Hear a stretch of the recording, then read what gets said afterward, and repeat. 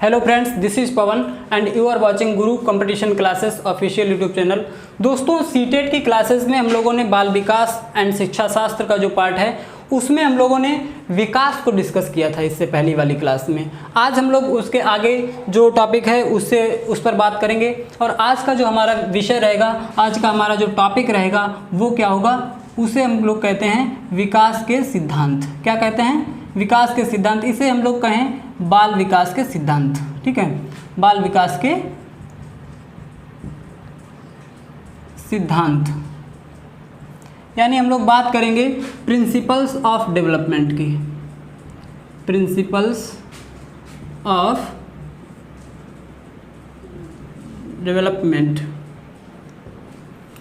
क्या है विकास के सिद्धांत? दोस्तों, कुछ ऐसे नियम हैं, कुछ ऐसी बातें हैं जो कि लगभग सभी बालकों के विकास के क्रम में पाई जाती हैं, विकास की प्रक्रिया में कॉमन पाई जाती हैं लगभग। तो उन सबको क्या हम लोग कहते हैं? विकास के सिद्धांत कहते हैं या बाल विकास के सिद्धांत कहते हैं। तो देख लेते हैं कौन कौन से विकास के सिद्धांत। इससे पहले हम लोग सीख चुके हैं कि विकास के दौरान क्या होता है कि बालकों में परिवर्तन आते हैं। ये परिवर्तन जीवन पर्यंत चलते रहते हैं। ठीक है, ये परिवर्तन शारीरिक हो सकते हैं, सामाजिक हो सकते हैं, मानसिक हो सकते हैं, क्रियात्मक हो सकते हैं, भाषा संबंधी हो सकते हैं और व्यक्तित्व विकास के किसी भी पार्ट से संबंधित हो सकते हैं। तो दोस्तों, देखते हैं क्या है सिद्धांत। बाल विकास के सिद्धांत में जब हम बात करते हैं तो सबसे पहले जो एक बात आती है जो कि कॉमन है और सबसे इजी भी है, उसे क्या कहते हैं? वो सिद्धांत हम ये मान के चलते हैं, उसे क्या कहेंगे? निरंतरता का सिद्धांत। आप लोगों ने पढ़ा होगा, क्या कहते हैं उसे? निरंतरता। निरंतरता का सिद्धांत, यानी इसे कहेंगे हम लोग प्रिंसिपल ऑफ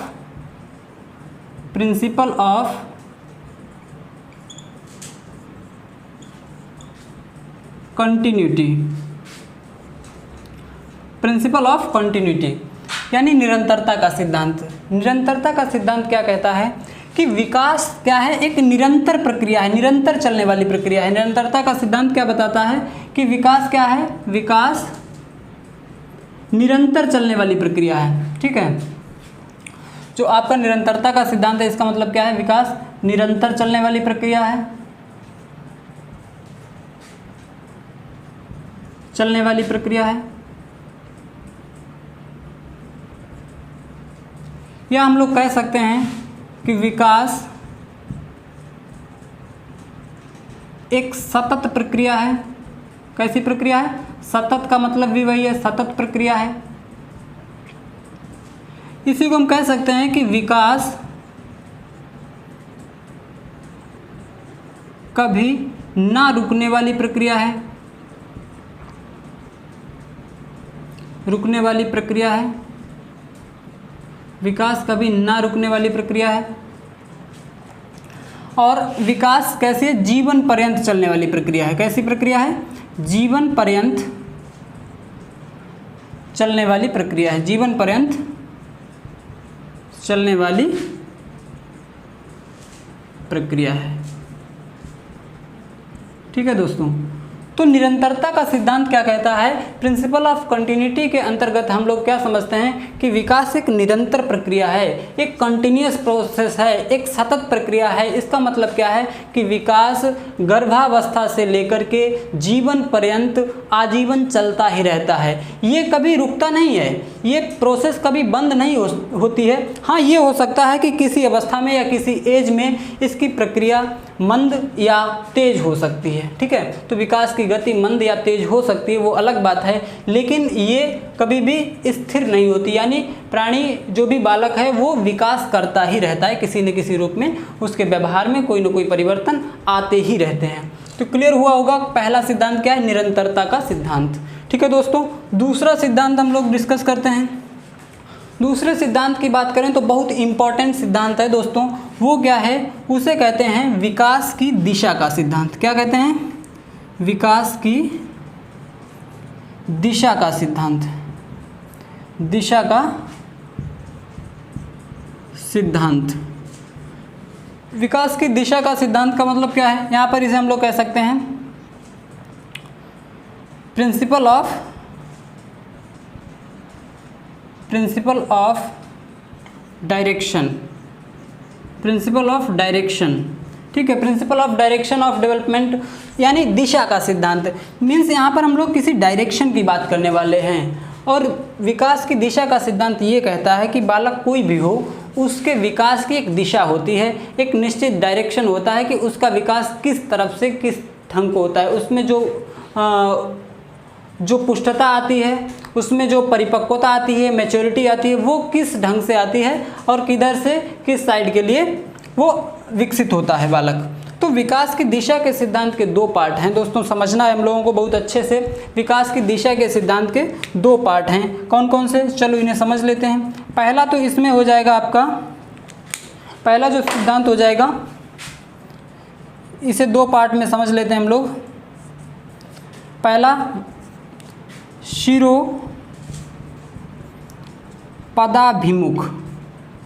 शिरोपदाभिमुख विकास सिद्धांत, विकास सिद्धांत, ठीक है।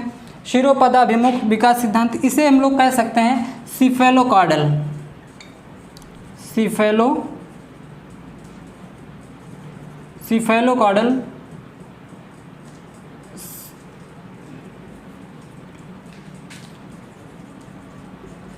Development sequence, सिफेलोकॉर्डल development sequence. इसका मतलब क्या है, शिरोपदाभिमुख का मतलब है सिर और फिर पदाभिमुख का मतलब पैर, यानी ये जो विकास होता है वो सिर से पैर की तरफ होता है। सिफेलोकॉर्डल डेवलपमेंट का मतलब क्या है कि जो प्राणी का विकास होता है, कोई भी बालक है उसका विकास कैसे होता है, सबसे पहले उसके सिर का विकास होता है, उसके बाद में धड़ का विकास होता है, फिर पैरों का। यानी जैसे सबसे पहले उसमें मैच्योरिटी सिर की साइड में आएगी, उसके बाद धड़ मजबूत होगा और उसके बाद पैरों में मैच्योरिटी आती है। दोस्तों ये देखा भी जाता है क्योंकि जब कोई भी बालक जन्म लेता है उसके बाद में आपने ऑब्जर्व किया होगा, देखा होगा कि सबसे पहले बालक अपना सिर उठाने का प्रयास करता है, सिर उठाने का प्रयास करता है। इसका मतलब क्या है, ऊपर वाले भाग में पहले मैच्योरिटी आती है, सिर के बाद में फिर वो उठकर बैठना प्रारंभ करता है, बैठने की कोशिश करता है, फिर खड़े होने की कोशिश करता है, फिर चलता है और दौड़ता है। तो इसका मतलब क्या है, सिर से पैर की ओर। सीधा समझना है हमें, सिरोपदाभिमुख या सिफेलोकॉर्डल जो सीक्वेंस है इसमें क्या होता है, विकास की प्रक्रिया या विकास कैसा होता है, सिर से पैर की ओर परिपक्वता अग्रसर होती है, सिर से पैर की ओर। क्लियर है। जैसे इसमें हम लोग ऐसे समझ सकते हैं, कोई भी बालक है तो उसमें जो परिपक्वता आती है वो सबसे पहले सिर के भाग से मजबूती आती है, फिर सिर में मैच्योरिटी प्राप्त करता है सिर की तरफ, उसके बाद में धड़ की तरफ बढ़ता है और फिर पैरों की तरफ मैच्योरिटी आती है। तो ये सिद्धांत तो ये कहता है, एक दिशा तो ये हो गई, पहला डायरेक्शन तो ये है। दूसरा डायरेक्शन देखते हैं, दूसरा डायरेक्शन ये है, इसमें ये हो गया। और दूसरा क्या है, दूसरे को कहते हैं निकट दूर विकास क्रम, निकट दूर विकास क्रम। इसका मतलब क्या है, इसे कहते हैं प्रॉक्सिमो, इसे कहेंगे proximo distal development sequence, proximo distal development sequence. यानी निकट दूर विकास क्रम में क्या बताया जाता है कि बालक का विकास सिर की तरफ से नहीं होता है, ये जितना निकट है उतना ही दूर है। समझ लीजिए कैसे कि कोई भी बालक है, यहाँ पर एक बालक है और उसका विकास पहले वाला जो सिद्धांत है उसमें हम लोगों ने किस क्रम में बताया था कि सिर से पैर की ओर होता है। इसे हम लोगों ने शिरोपदाभिमुख विकास सिद्धांत का यानी सिफेलोकॉर्डल डेवलपमेंट सीक्वेंस बोला। दूसरा निकट दूर विकास क्रम, निकट दूर विकास क्रम सिर से पैर की ओर नहीं होता है। इसका मतलब क्या है कि इस सिद्धांत के अनुसार जो विकास का क्रम है वो बालक के केंद्रीय भाग से होता है। सीधे सीधे आपके क्वेश्चन में ऑप्शन हो सकता है कि विकास की जो प्रक्रिया है वो नाभि से शुरू होती है, नाभि से स्टार्ट होती है, या नाभि नहीं लिखा होगा तो उसमें मिल जाएगा केंद्रीय भागों से प्रारंभ होती है। तो या कहें कि सबसे पहले केंद्रीय भागों में मैच्योरिटी आती है, उसके बाद में जितना ही यहाँ से बालक इधर के लिए विकसित होगा उतना ही इधर के लिए विकसित होगा, जितना और इधर दूर विकसित होगा उतना ही और भी इधर दूरी में विकसित होगा। यानी केंद्रीय भागों से विकास की प्रक्रिया स्टार्ट होती है, फिर जितना निकट इधर उतना ही निकट उधर, जितना दूरी इधर उतना ही दूरी नीचे साइड में, ठीक है। तो दोनों तरफ बराबर मात्रा में विकास की प्रक्रिया चलती है, मैच्योरिटी आती है। तो ये दोनों विकास के सिद्धांत हैं। निकट दूर विकास के क्रम में आपको एक लाइन ध्यान रखनी है कि जो विकास है, विकास केंद्रीय भागों से, केंद्रीय भागों से, केंद्रीय भागों से प्रारंभ होता है, केंद्रीय भागों से प्रारंभ होता है। या कहें कि विकास की जो प्रोसेस है वो नाभि से, बालक की नाभि से प्रारंभ होता है, ठीक है। विकास कैसे? नाभि से प्रारंभ होता है, यानी पहले केंद्रीय भागों में परिपक्वता आती है, फिर ऊपर और नीचे बराबर मात्रा में।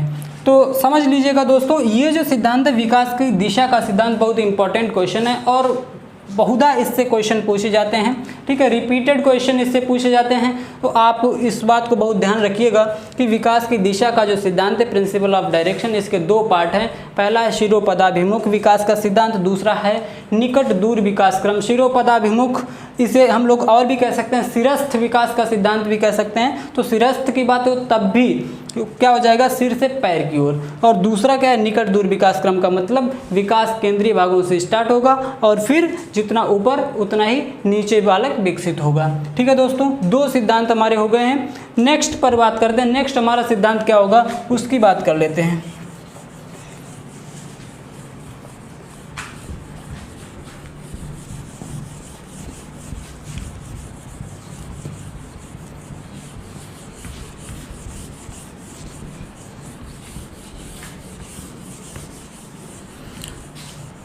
चलिए देखते हैं नेक्स्ट सिद्धांत।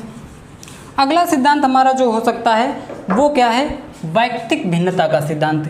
इसे हम तीसरा लिख सकते हैं, यानी हम इसे कहेंगे वैयक्तिक भिन्नता का सिद्धांत। वैयक्तिक भिन्नता, वैयक्तिक भिन्नता का सिद्धांत, वैयक्तिक भिन्नता का सिद्धांत यानी प्रिंसिपल ऑफ, इसे क्या कहेंगे, principle of individual differences, principle of individual differences. व्यक्तिगत भिन्नता बहुत ही इंपॉर्टेंट टॉपिक रहेगा आपके लिए। आगे हम लोग पूरा एक टॉपिक के तरीके से व्यक्तिगत भिन्नता को पढ़ेंगे, इंडिविजुअल डिफरेंसेस को पढ़ेंगे। बहुत इंपॉर्टेंट टॉपिक है सीटेट के पॉइंट ऑफ व्यू से, और ख़ास तौर पे ये ऐसा टॉपिक है जो तीनों यूनिट में पूछा जाता है। यानी जो चाइल्ड डेवलपमेंट एंड साइकोलॉजी का पार्ट है वहाँ पर ये जो व्यक्तिगत भिन्नता है इसका रोल तीनों यूनिट में, मीन्स बाल विकास में भी, समावेशी शिक्षा में भी हमें इसे पढ़ना होता है। उसके बाद में जो आपका शिक्षण और जो शिक्षण का पार्ट है उसमें भी पढ़ना पड़ता है। तो व्यक्तिगत भिन्नता का सिद्धांत, व्यक्तिगत भिन्नता का मतलब क्या है कि विकास सतत चलने वाली प्रक्रिया तो है, ठीक है, विकास कभी न रुकने वाली प्रक्रिया, सार्वभौमिक प्रक्रिया भी है, लेकिन विकास को व्यक्तिगत भिन्नता प्रभावित करती है, ठीक है। जैसे बालक और बालिकाओं, बालक और बालिकाओं के विकास के दौरान,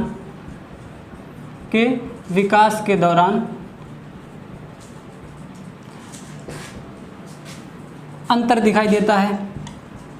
बालक और बालिकाओं के विकास के दौरान अंतर दिखाई देता है। यानी आपको पता होगा कि बालक और बालिकाओं में जो जेंडर की वजह से जो डिफरेंस होता है वो क्या है, व्यक्तिगत भिन्नता का ही पार्ट है। कि बालिकाओं की लंबाई जल्दी ज़्यादा हो जाती है, ठीक है, बालिकाओं की लंबाई बढ़ जाती है, ठीक है। बालक क्या है, बाल्यावस्था में उनकी जो वृद्धि है वो स्थिर हो जाती है, ठीक है। बालिकाओं में जो मैच्योरिटी है वो जल्दी आती है। बालिकाओं की जो वृद्धि है लगभग 16 साल की एज तक कंप्लीट हो जाती है, जबकि बालक किशोरावस्था के बाद भी उनकी वृद्धि हो सकती है। तो ये क्या है, व्यक्तिक भिन्नता का सिद्धांत है। इसका मतलब ये है कि बालक की जो इंडिविजुअल डिफरेंसेस हैं, मान लो इंडिविजुअल डिफरेंसेस में ये भी बात आ जाएगी कि जैसे कोई भी एक बालक है जो शारीरिक रूप से स्वस्थ है और दूसरा बालक शारीरिक रूप से उतना स्वस्थ नहीं है, तो दोनों के विकास में समानता नहीं पाई जाएगी, दोनों के विकास में कुछ न कुछ अंतर मिलेगा। ठीक है, तो व्यक्तिक भिन्नता का सिद्धांत आपसे ये कहता है।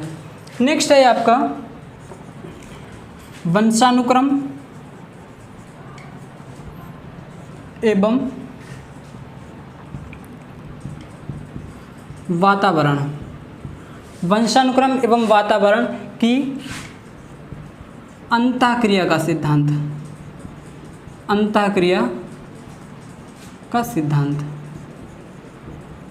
ठीक है, प्रिंसिपल ऑफ इंटरेक्शन ऑफ वंशानुक्रम और वातावरण की बात कर रहे हैं। ठीक है, जो हेरिडिटी है और एनवायरनमेंट है, वंशानुक्रम और वातावरण की जो अंतःक्रिया है, यानी हम लोग बात कर रहे हैं कि बाल विकास में आपको बहुत सारे मनोवैज्ञानिक ऐसे मिलेंगे जो केवल वंशानुक्रम की बात करते होंगे, केवल उन्हें वो वंशानुक्रम को ही सही मानते हैं। कुछ लोग केवल वातावरण की ही वकालत करते हुए मिलेंगे, जैसे वाटसन है। वाटसन का मतलब है कि उन्हें कोई भी बालक दे दो और वो जिसे चाहें जो भी बना देंगे, यानी वो वंशानुक्रम को महत्व ही नहीं देते, उनके लिए वातावरण ही सब कुछ है। वो जिस माहौल में बालक को रखेंगे और वही गुण उसमें विकसित होंगे, वाटसन का मानना ये है। लेकिन जो एक्चुअल परिस्थिति है वो क्या है, वो ये है कि बालक का विकास ना तो केवल वंशानुक्रम पर आधारित है और ना ही केवल वातावरण से डिसाइड होता है। बालक के विकास की प्रक्रिया में इन दोनों की अच्छी खासी अन्योन्य क्रिया यानी अंतःक्रिया, इनका इंटरेक्शन दोनों का बहुत अच्छा होना चाहिए। अगर इन दोनों का इंटरेक्शन अच्छा है, वंशानुक्रम से भी बालक को जो विशेषताएं मिली हैं वो बहुत अच्छी क्वालिटी की मिली हैं, दूसरा उसे वातावरण भी अच्छा मिल गया, इसका मतलब क्या है, उसका जो विकास है वो कैसा होगा, वो बहुत ही, उसका विकास बहुत ही अच्छे ढंग से होगा। ठीक है, लेकिन कभी कभी ऐसा होता है कि वंशानुक्रम तो बहुत अच्छा है, वंशानुक्रम से गुण अच्छे मिले हैं, लेकिन वातावरण नहीं मिल पा रहा है। कई बार ऐसा होता है, आपने देखा होगा कि गांव में भी बहुत ज़्यादा टैलेंट होता है, गांव एरिया में भी बहुत बच्चे समझदार होते हैं, लेकिन उन्हें क्या है, अच्छे स्कूल नहीं मिल पाते हैं, अच्छी शिक्षा व्यवस्था नहीं मिल पाती, अच्छा स्वास्थ्य नहीं मिल पाता है, अच्छा खान पान नहीं मिल पाता है। इस वजह से वो क्या होते हैं, मुख्य धारा से दूर हो जाते हैं। ठीक है, वंचित रह जाते हैं, जिन सुविधाओं से, जो वातावरण में अच्छी सुविधाएं होती हैं उनसे वंचित रह जाते हैं। इसका मतलब क्या है, उनमें जो भी विशेषताएं वंशानुक्रम से मिली हैं उनका भी सही से विकास नहीं हो पाता है। ठीक है, तो इससे क्या होता है, उनका विकास बाधित होता है। तो वंशानुक्रम और वातावरण का जो सिद्धांत है, अंतःक्रिया का सिद्धांत है, इसका मतलब ये है कि बालक के विकास की प्रक्रिया के दौरान वंशानुक्रम और वातावरण दोनों का ही अपना बहुत महत्वपूर्ण योगदान है। अगर बालक को वंशानुक्रम से भी बहुत अच्छे गुण मिले हैं और उसे वातावरण भी अच्छा मिल गया है तो उसका विकास बहुत अच्छा होगा। मान लो कि बालक को हम वातावरण तो बहुत अच्छा दे रहे हैं और वंशानुक्रम से उसे ऐसी विशेषताएं मिली ही नहीं हैं। ठीक है, तो जो शिक्षा का उद्देश्य, शिक्षा का उद्देश्य क्या है, अंतर्निहित जो विशेषताएं हैं उनका क्या करना है, उनका विकास करना है। ठीक है, जब उसके अंदर कोई अच्छी विशेषताएं ही नहीं है तो फिर उसे बहुत अच्छा वातावरण दे भी दिया जाए तब भी वो उतना विकास नहीं कर पाएगा जितना कि एक ऐसा बालक जिसे वंशानुक्रम से बहुत अच्छे गुण मिलते हैं वो अपना विकास कर लेगा। ठीक है दोस्तों, तो वंशानुक्रम और वातावरण का सिद्धांत बहुत ही इम्पोर्टेंट है, दोनों का बहुत ही महत्वपूर्ण रोल है विकास की प्रक्रिया में। नेक्स्ट हमारा जो सिद्धांत है वो क्या है, वो कहता है कि विकास, नेक्स्ट सिद्धांत देखते हैं, इसमें कहा जाता है कि विकास सामान्य से, विकास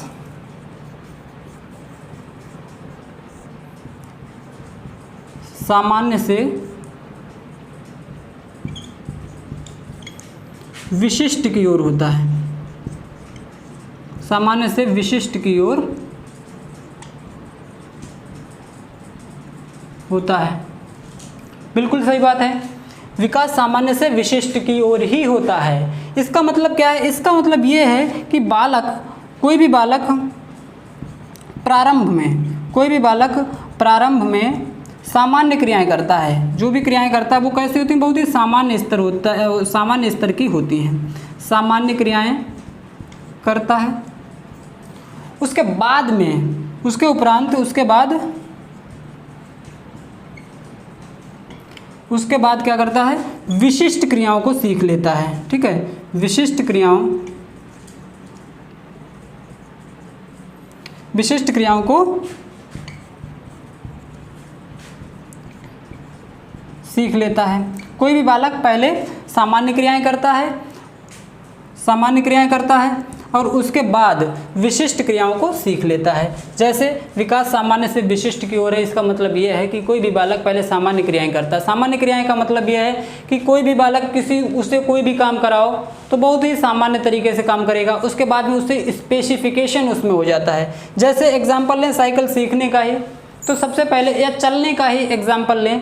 बालक जब चलना सीखता है तो सामान्य तरीके से क्या करता है, खड़ा होना सीखता है, फिर गिरता भी है, नहीं चल पाता है, फिर कई बार थोड़ा बहुत चलने लगता है, फिर थोड़ा अच्छे से चलने लगता है, और उसके बाद में क्या होता है, स्पेसिफिकेशन जब हो जाता है, जब उसका स्पेशलाइजेशन हो जाता है एक फील्ड में। पहले सामान्य क्रियाएं कर रहा था, गिरना, उठना, चलना, लड़खड़ाना, ये तो सामान्य बातें हैं, लेकिन उसके बाद में वो बहुत अच्छा धावक बन जाता है। ठीक है, रेस जीतने के लायक बन जाता है। ठीक है, तो ऐसी कंडीशन क्या है, उसने विशिष्टता प्राप्त कर ली। पहले हम लोग लिखना प्रारंभ करते थे, छोटे पर जब लिखना सीखते थे तो छोटा बनाते थे तो पता चला इस तरीके से कहीं बना रहे होते थे, लेकिन अब क्या है, अब हम लोगों ने विशिष्टता हासिल कर ली है। यानी हम लोगों ने पहले सामान्य क्रियाएं की, उसके बाद में विशिष्ट क्रियाओं को करना सीख लिया। अब हमें छोटा जब बनाना होता है तो देखने की भी जरूरत नहीं पड़ती है और छोटा आ बन जाता है। क्लियर हुआ होगा दोस्तों।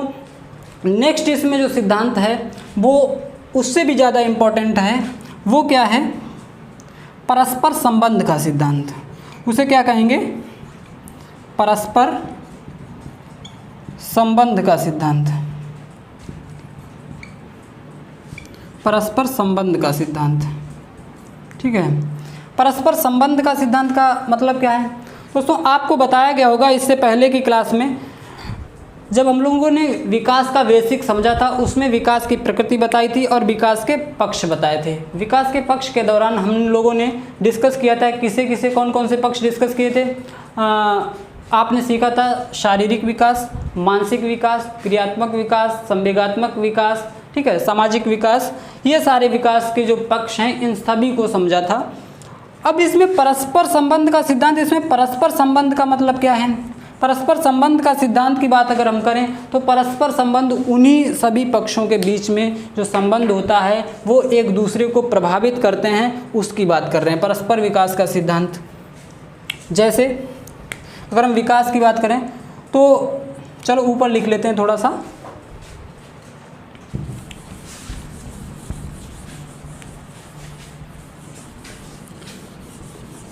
परस्पर संबंध का सिद्धांत।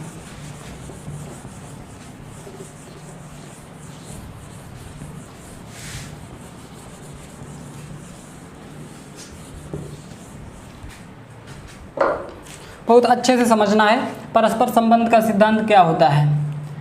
परस्पर संबंध यानी विकास की प्रक्रिया में जितने भी पक्ष होते हैं वो एक दूसरे से संबंधित होते हैं। परस्पर संबंध का सिद्धांत तो ये बताता है। ठीक है, विकास की प्रक्रिया में जितने भी सिद्धांत होते हैं वो परस्पर संबंधित होते हैं। जैसे हम लोगों ने एस्पेक्ट्स ऑफ डेवलपमेंट जब पढ़ा था तो विकास के जो भी सिद्धांत पढ़े हों, विकास के जो भी पक्ष पढ़े हों, चाहे वो शारीरिक विकास हो, चाहे मानसिक विकास हो, चाहे वो सामाजिक विकास हो, ठीक है, चाहे वो क्रियात्मक विकास हो, शारीरिक, मानसिक, और चाहे वो संवेगात्मक विकास हो, चाहे वो भाषा संबंधी विकास हो, चाहे वो नैतिक विकास हो, चाहे वो कोई भी प्रकार का विकास हो। तो दोस्तों क्या है कि विकास के ये जितने भी डोमेन हैं, जितने भी एस्पेक्ट हैं, ये एक दूसरे से संबंधित हैं, ये बात कहता है कौन, परस्पर संबंध का सिद्धांत। क्वेश्चन आपसे इसी तरह से पूछ लिया जाएगा कि अगर बालक मानसिक रूप से स्वस्थ नहीं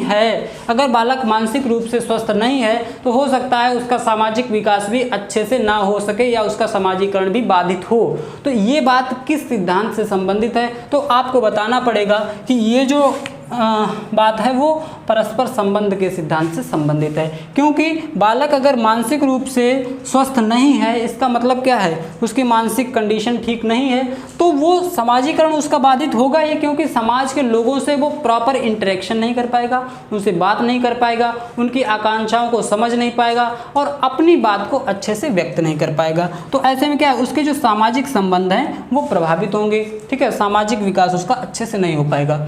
इसी तरीके से अगर कोई बालक शारीरिक रूप से ठीक नहीं है तो उसका मानसिक विकास से, जैसे जब हम लोग शारीरिक रूप से सही नहीं होते, बहुत थकान होती है, बहुत परेशान हो चुके होते हैं, तो क्या होता है, मानसिक रूप से भी बहुत पीड़ित हो जाते हैं, छोटी छोटी बातों पर गुस्सा करने लगते हैं, ठीक है, बहुत थकान महसूस करते हैं, ठीक है, ऐसी कंडीशन आ जाती है। इसी तरह से संवेगात्मक स्थिति, जब हम बहुत ज़्यादा परेशान हो गए हों शारीरिक रूप से या मानसिक रूप से, तो क्या करते हैं, हमें बहुत जल्दी गुस्सा आने लगती है, ठीक है, संवेगात्मक विकास यानी संवेगात्मक यानी तनाव की कंडीशन में भी आ जाते हैं। तो परस्पर संबंध का सिद्धांत ये कहता है कि विकास के जितने भी पक्ष हैं वो एक दूसरे से संबंधित हैं, एक दूसरे को प्रभावित करते हैं। क्लियर है?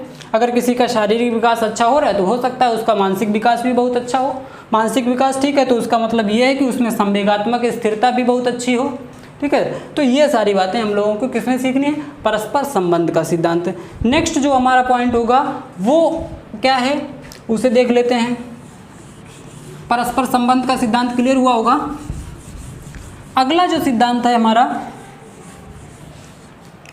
वो है एकीकरण का सिद्धांत। एकीकरण का सिद्धांत, एकीकरण का सिद्धांत, ये भी बहुत इंपॉर्टेंट टॉपिक है दोस्तों, ये बहुत इंपॉर्टेंट सिद्धांत है, यहाँ से भी क्वेश्चन बराबर पूछा जाता है। एकीकरण का सिद्धांत आपको ध्यान रखना है, परस्पर संबंध का सिद्धांत आपको ध्यान रखना है और विकास की दिशा का सिद्धांत, इन तीन सिद्धांतों को कभी भी भूलना नहीं है। एकीकरण का सिद्धांत क्या है, principal of integration, principal of integration, यानी यहाँ पर कुछ ना कुछ इंटीग्रेट करने की बात कर रहे हैं, जोड़ने की बात कर रहे हैं, एकीकृत करने की बात कर रहे हैं। एकीकरण का सिद्धांत आपसे क्वेश्चन पूछा जाता है, जब कभी प्रीवियस ईयर के क्वेश्चन पेपर को उठाओगे सॉल्व करोगे, उसमें एक क्वेश्चन आपसे इस तरह से पूछा गया होगा कि कोई भी बालक है जो सबसे पहले किसी भी काम को करने के लिए, कोई भी चीज़ उठाने के लिए पूरे हाथ का प्रयोग करता है, पूरे हाथ का प्रयोग करता है, और उसके बाद में जैसे जैसे वो बड़ा होता जाता है तो उसके बाद क्या होता है कि वो उसी चीज़ को उठाने के लिए, उसी वस्तु को उठाने के लिए पूरे हाथ नहीं बल्कि केवल ज़रूरत के जो उंगली या अंगूठा है उन्हीं का इस्तेमाल करके उसे उठा लेते हैं। तो ऐसे में क्या है, इसका मतलब क्या है कि पहले कोई भी बालक है संपूर्ण अंग का प्रयोग करता है।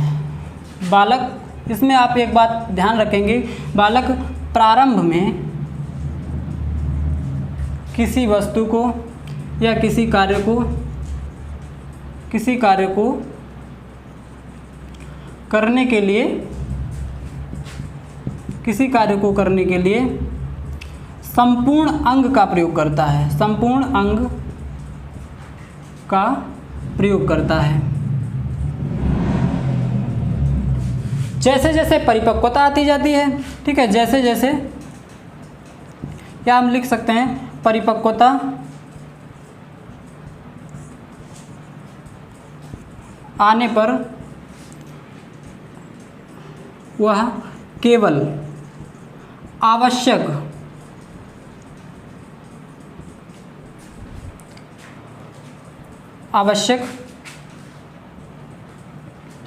भाग का ही प्रयोग करता है,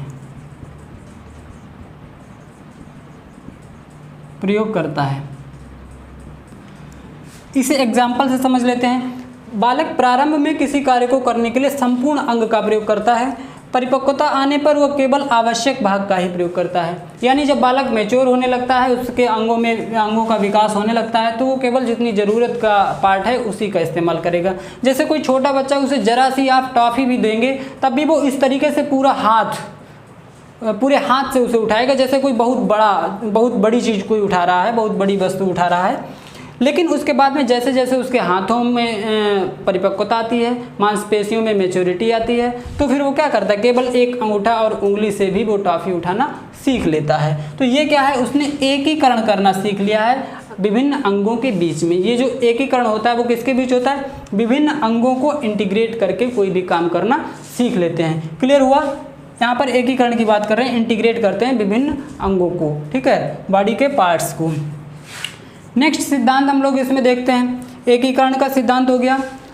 नेक्स्ट सिद्धांत है वो भी इसी तरीके से बहुत इंपॉर्टेंट, सारे इंपॉर्टेंट पॉइंट आपके लिए लाए हैं। बहुत से सिद्धांत हो सकते हैं लेकिन हमें वही चीज़ें सीखनी हैं जो हमारे लिए ज़रूरी हैं। वो क्या है? विकास लंबवत ना होकर, विकास लंबवत ना होकर वर्तुलाकार होता है। कैसा होता है? वर्तुलाकार, वर्तुलाकार होता है। इसका मतलब क्या है? डेवलपमेंट इज नॉट, कैसा है? रेखीय नहीं है, लंबवत, या हम इसे कह सकते हैं रेखीय, ठीक है, दोनों बातें हो सकती हैं। आपसे ये लिखा मिल जाए विकास रेखीय ना होकर वर्तुलाकार होता है। Development is spiral and not liner, ठीक है, डेवलपमेंट इज स्पाइरल। वर्तुलाकार का मतलब क्या है? इसका मतलब क्या है? हम लोग इसे समझने के लिए लिख सकते हैं, डेवलपमेंट इज स्पाइरल, ठीक है, स्पाइरल एंड नॉट लाइनर, ठीक है, लाइनर नहीं है। क्या मतलब हुआ? विकास जो है वो लंबवत नहीं है। इसका मतलब ये नहीं कि विकास की प्रक्रिया यहाँ से स्टार्ट हुई और इस तरीके से सीधी रेखा में ऊपर को बढ़ रही है, यानी रेखीय तरीके से बढ़ रही है। इस तरीके से विकास की प्रक्रिया नहीं होती है।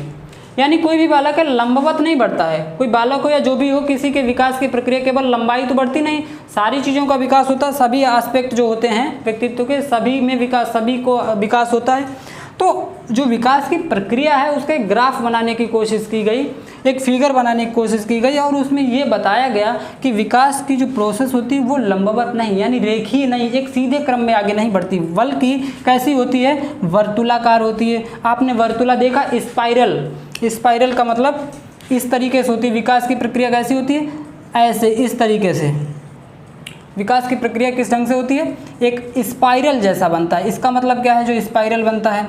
इसका मतलब ये है, ये सिद्धांत ये कहता है कि विकास लंबवत न होकर वर्तुलाकार है। वर्तुलाकार का मतलब क्या है कि विकास की प्रक्रिया का जब ग्राफ बनाएंगे तो वो कुछ इस तरीके का बनेगा। इसका मतलब क्या है देखते हैं।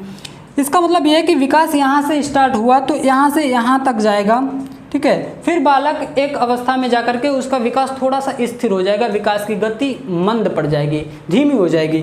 लेकिन इस दौरान विकास की प्रक्रिया रुकती नहीं है, चलती रहती है। और जब विकास की गति यहाँ पे जाके मंद पड़ जाती है, इसका मतलब क्या? ग्राफ में उसे थोड़ा रिट्रीट होना बताया जाता है, यानी पीछे मुड़ता है। जो स्पाइरल है वो पीछे मुड़ता है। जब पीछे मुड़ता है तो स्पाइरल बन जाता है, वर्तुला बन जाता है। इसकी जो शेप होती है वो कैसी बन जाती है? वर्तुलाकार। जब ये पीछे बैक हो रहा है तो इसका मतलब क्या है? यहाँ पर जो भी विकास हो चुका है उसमें क्या आ रही है? परिपक्वता आ रही है, ठीक है। जब ये फिर से परिपक्व हो जाते हैं तो फिर इस तरीके से आगे बढ़ते हैं और आगे बढ़ के यहाँ पे रुक जाते हैं, यानी यहाँ पे प्रक्रिया फिर से विकास की प्रक्रिया मंद हो जाती है। और फिर से जो इतना पार्ट जो विकसित हुआ है, बालक का विकास ये जो हुआ है, इसमें परिपक्वता आती है। फिर यहाँ से स्टार्ट होते हैं और फिर विकास की प्रक्रिया यहाँ तक जाती है और फिर यहाँ पे मंद पड़ती है और इस तरीके से यहाँ पे परिपक्वता आती है, फिर आगे बढ़ते हैं। तो ये इस तरीके से जब शेप बनती है तो ये वर्तुलाकार हो जाती है। इसीलिए जो मनोवैज्ञानिक हैं वो क्या कहते हैं कि विकास लंबवत नहीं है, विकास कैसा है? विकास वर्तुलाकार होता है। क्लियर है सभी को?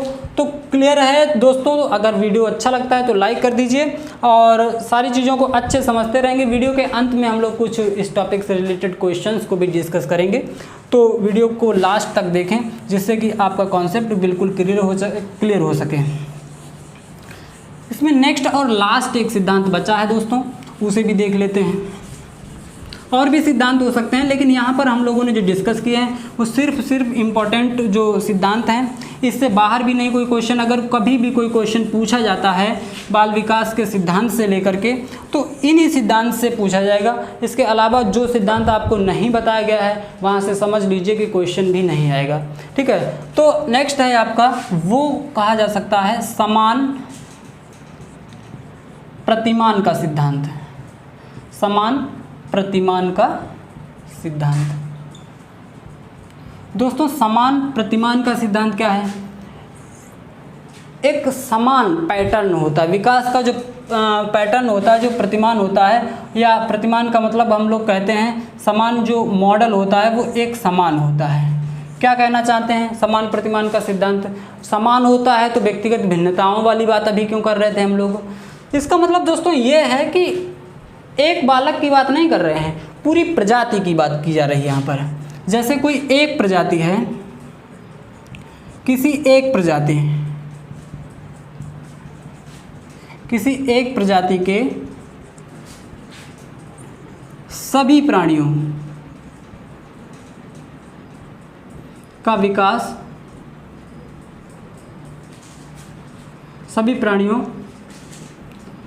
के विकास के क्रम में समानता पाई जाती है। समानता पाई जाती है। समझ गए होंगे दोस्तों?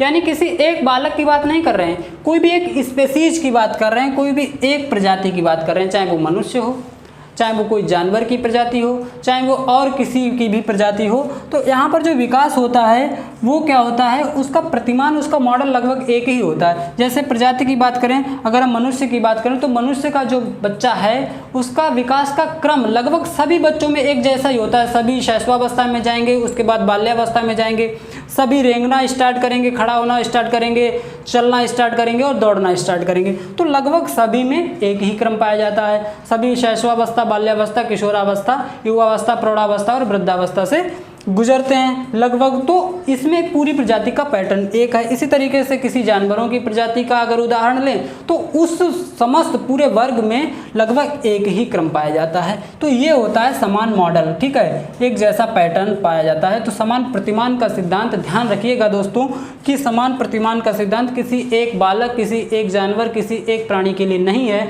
बल्कि उस प्रकार की पूरी प्रजाति पर लागू होता है। यानी किसी एक प्रजाति के सभी सदस्यों के विकास का क्रम लगभग एक जैसा होता है, समान होता है। ये कौन सा सिद्धांत है? समान प्रतिमान का सिद्धांत। दोस्तों ये सभी सिद्धांत थे जो हम लोगों ने डिस्कस किए। इसमें से आपसे कोई भी क्वेश्चन अगर सिद्धांत से पूछा जाता है तो विकास के सिद्धांत से जो यहाँ पर आपको बताए गए हैं इससे बाहर का क्वेश्चन नहीं पूछा जाएगा।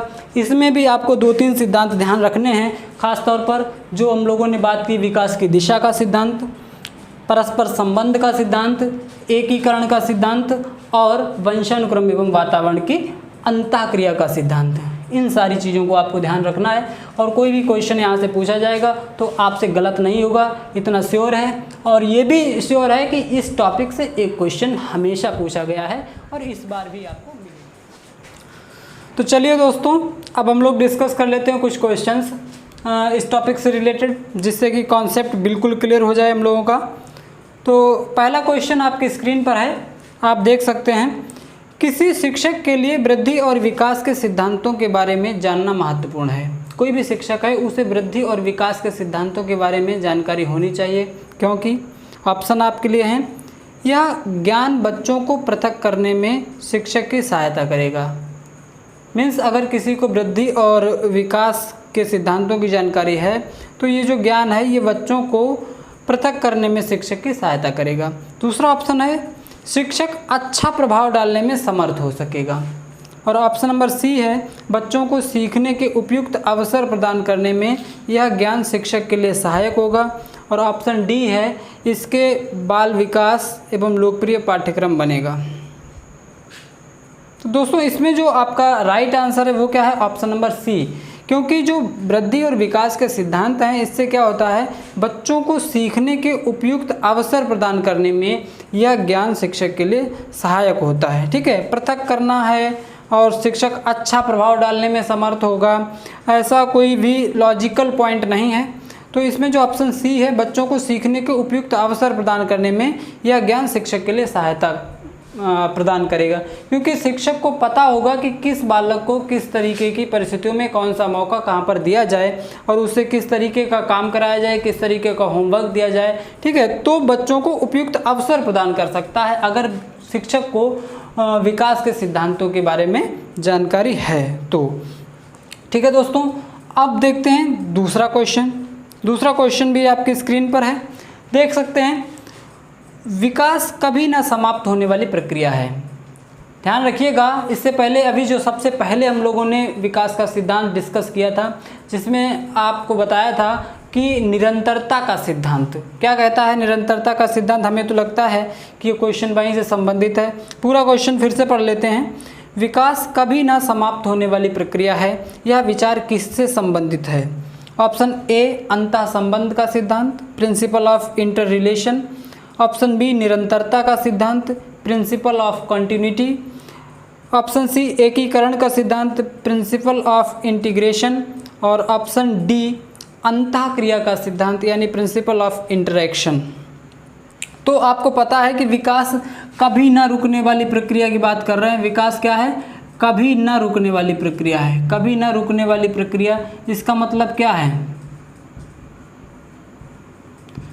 कभी न रुकने वाली प्रक्रिया अगर हम इसे कह रहे हैं, इसका मतलब क्या है, हम बात किसकी कर रहे हैं, कंटिन्यूटी की कर रहे हैं। बात किसकी हो रही है यहाँ पर, कंटिन्यूटी की बात हो रही है। कंटिन्यूटी की बात हो रही है, यानी यहाँ पर जो आपका ऑप्शन हो जाएगा वो क्या हो जाएगा, वो आपका जो राइट आंसर है वो निरंतरता का सिद्धांत वाला आंसर सही हो जाएगा। यानी option number B will be right here. ठीक है, निरंतरता का सिद्धांत। नेक्स्ट क्वेश्चन देखते हैं। निम्न कक्षाओं में शिक्षण की खेल विधि आधारित है। निम्न कक्षाओं में शिक्षण की खेल विधि आधारित है, किस पर आधारित है। ऑप्शन ए शारीरिक शिक्षा कार्यक्रमों के सिद्धांत पर। ऑप्शन बी शिक्षण की विधियों के सिद्धांत पर। ऑप्शन सी विकास एवं अभिवृद्धि के मनोवैज्ञानिक सिद्धांत पर। और ऑप्शन डी इज शिक्षण के सामाजिक सिद्धांतों पर। दोस्तों क्वेश्चन है कि कक्षाओं में शिक्षण की खेल विधि आधारित है, यानी कक्षाओं में जो शिक्षण की खेल विधि को अपनाया जाता है वो किन सिद्धांतों पर आधारित है, किस सिद्धांत पर काम करती है। तो शारीरिक शिक्षा कार्यक्रमों के सिद्धांत पर, शिक्षण की विधियों के सिद्धांत पर, विकास एवं वृद्धि के मनोवैज्ञानिक सिद्धांत पर। जो खेल विधि है अपने आप में एक मनोवैज्ञानिक विधि है और इससे बालक के विकास और वृद्धि को भी ध्यान में रखा जाता है। खेलों के माध्यम से बालक सीखते भी हैं और उनकी शारीरिक वृद्धि और जो all round development of personality यानी उनके व्यक्तित्व का समग्र विकास में भी सहायक है। तो इसका जो राइट आंसर है that will be option number C, यानी विकास एवं वृद्धि के मनोवैज्ञानिक सिद्धांतों पर आधारित है। ठीक है दोस्तों, तो अब देखते हैं next question, question number 4। Question number 4 आपकी स्क्रीन पर है, देखते हैं क्या है, क्वेश्चन पढ़ लेते हैं। बच्चे के विकास के शिरस्थ सिद्धांत के अनुसार निम्न में से सत्य कथन है। बच्चे के विकास के शिरस्थ सिद्धांत के अनुसार निम्न में से सत्य कथन है। ध्यान रखिएगा दोस्तों, इससे पहले हम लोगों ने अभी शिरस्थ विकास के सिद्धांत की बात की थी, शिरोपदाभिमुख विकास सिद्धांत की बात की थी, उसी को हम लोगों ने सेफेलोकॉर्डल डेवलपमेंट सीक्वेंस भी कहा था। तो वहीं से क्वेश्चन पूछा गया है और इसमें कोई डाउट की बात नहीं है, क्योंकि यहाँ पर हम किसकी बात कर रहे हैं, शिरस्थ की बात कर रहे हैं। शिरस्थ विकास सिद्धांत की बात कर रहे हैं,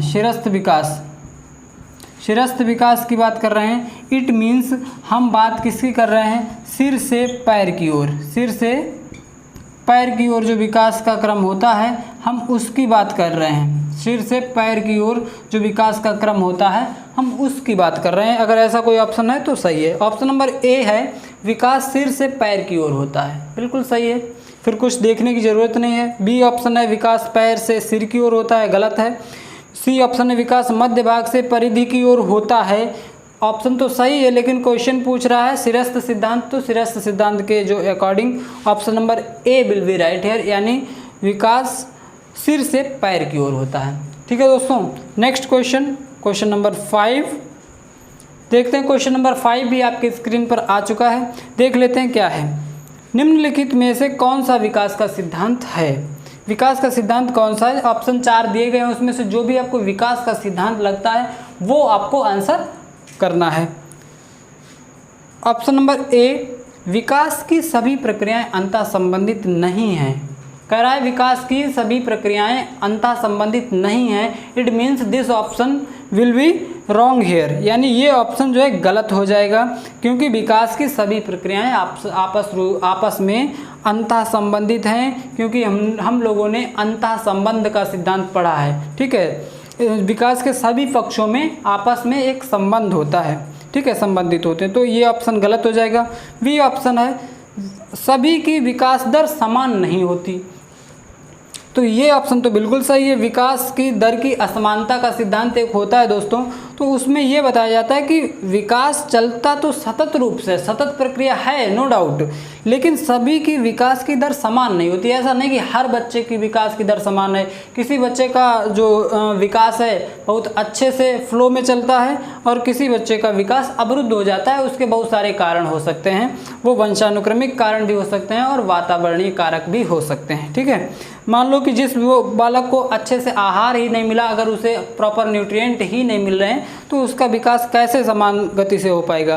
तो सभी की विकास की दर समान नहीं होती, यानी विकास की दर की में असमानता पाई जाती है। तो option B is right here, option B बिल्कुल सही हो जाएगा। सी भी देख लेते हैं। विकास हमेशा रेखीय होता है, गलत है, क्योंकि विकास रेखीय न होकर वर्तुलाकार होता है, एक सिद्धांत हम लोगों ने पढ़ा है। ठीक है, तो सी भी गलत है। ऑप्शन नंबर डी है एक या निरंतर चलने वाली प्रक्रिया नहीं है, तो नहीं है दे दिया, इसीलिए ये भी गलत हो गया, क्योंकि विकास निरंतर चलने वाली प्रक्रिया है। ये बात अभी हम लोगों ने निरंतरता के सिद्धांत में पढ़ी थी। ठीक है दोस्तों, तो ये कुछ क्वेश्चंस थे जो हम लोगों को डिस्कस करने थे। तो आई होप कि ये चैप्टर आपका विकास के सिद्धांत वाला कंप्लीट हुआ होगा, आपके समझ में आया होगा। और आज के लिए इतना ही है दोस्तों, मिलेंगे अब हम नेक्स्ट क्लास में और तब देखेंगे एक नए चैप्टर के साथ आपसे बात करेंगे। और इसी सीक्वेंस में हम लोगों की पूरी तैयारी चलती रहेगी। इसके साथ साथ प्रैक्टिस सेशन भी होगा, जिसमें सभी सब्जेक्ट, सभी जो आपके चैप्टर्स हैं, सभी से संबंधित आपको क्वेश्चंस वहाँ पर एक ही जगह पे दिए जाएंगे, जिससे कि आपकी प्रैक्टिस भी अच्छी हो सके। प्रीवियस ईयर के क्वेश्चंस भी मिलेंगे, तो बिल्कुल परेशान ना हो। आज के लिए बस इतना ही है। टिल देन आप तैयारी करते रहें और मिलते हैं नेक्स्ट वीडियो में। Thank you all.